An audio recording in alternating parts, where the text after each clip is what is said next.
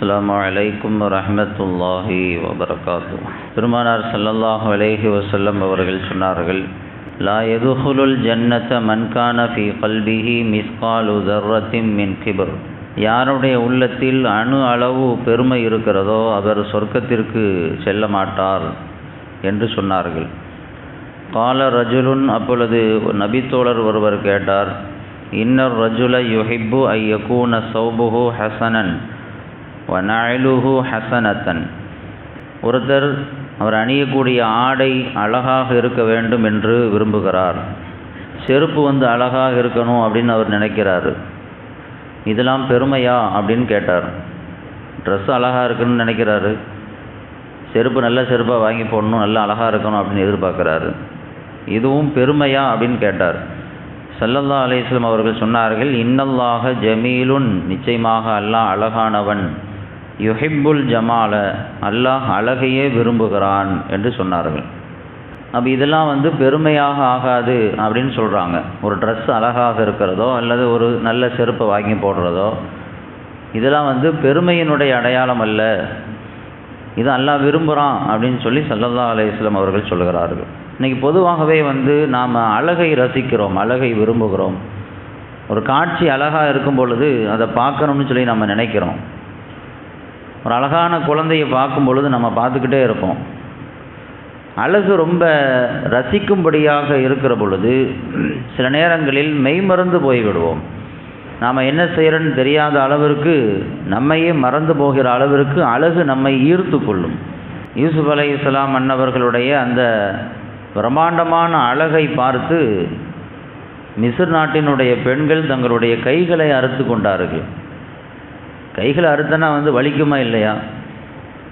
அறுக்கும் பொழுதே வலிக்க தான் செய்யும். ஆனால் அறுத்து ரத்தம் ஓடுகிறது, ஆனால் அறுத்ததே அவங்களுக்கு தெரியலை. அந்த அளவிற்கு யூசுப் அலைஹிஸ்ஸலாம் அவர்கள் ரொம்ப அழகாக இருப்பாங்க. அந்த அழகில் மயங்கிட்டாங்க. அந்த அழகில் மயங்கினதுனால வலி கூட தெரியாத அளவிற்கு அந்த பெண்களுடைய நிலை ஆயிடுச்சு. அப்போ அழகு என்பது ஒரு மனிதனை கட்டி போட்டு விடும்.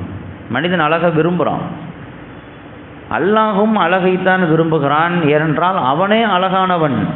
இன்னல்லாஹ ஜமீல், அல்லாஹ் அழகானவன் அப்படிங்கிறாங்க ஸல்லல்லாஹு அலைஹி வஸல்லம். எதில் அழகு?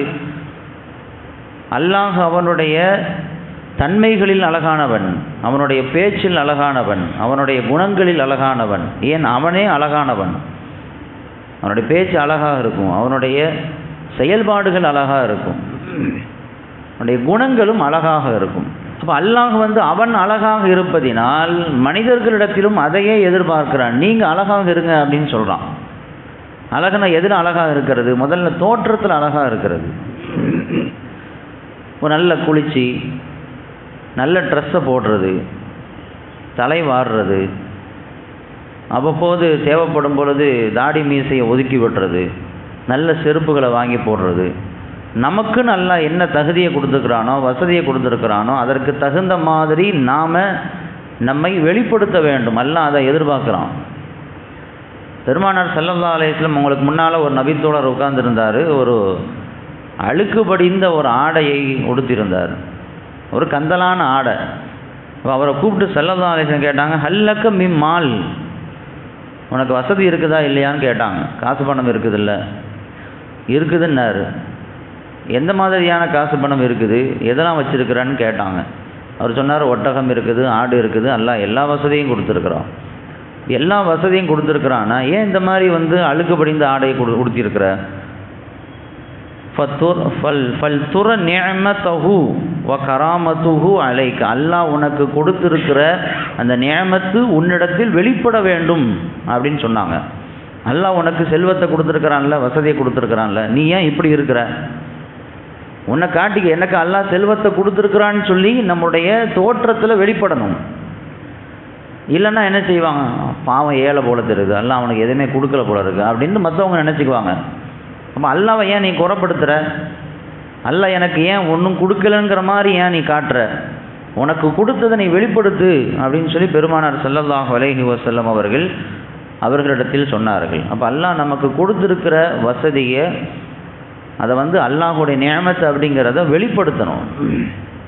அது தேவையான அளவிற்கு, அவசியமான அளவிற்கு நம்மை நாம் அழகுபடுத்தி கொள்வதில் தவறில்லை.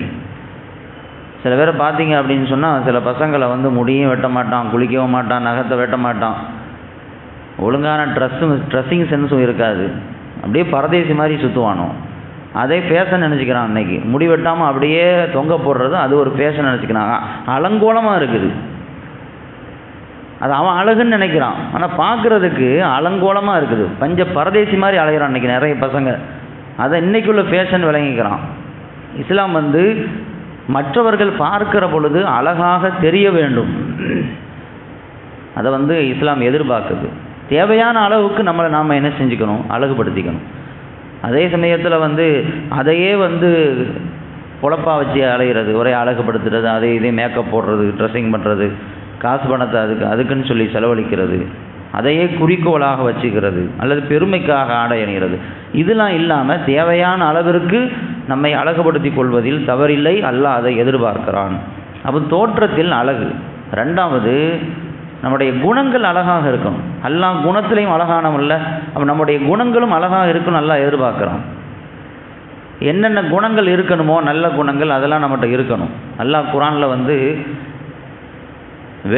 கண்ணுக்கு தெரிகிற மாதிரி இருக்கக்கூடிய பொருட்களை மட்டும் அழகுன்னு சொல்லலை, குணங்களையும் அழகுன்னு சொல்கிறான். ஃபஸ்ஸபுருன் ஜமீல் அல்லாஹ் குர்ஆனில் பதிவு செஞ்சுருக்கிறான். அழகிய பொறுமை. அது என்ன அழகிய பொறுமை?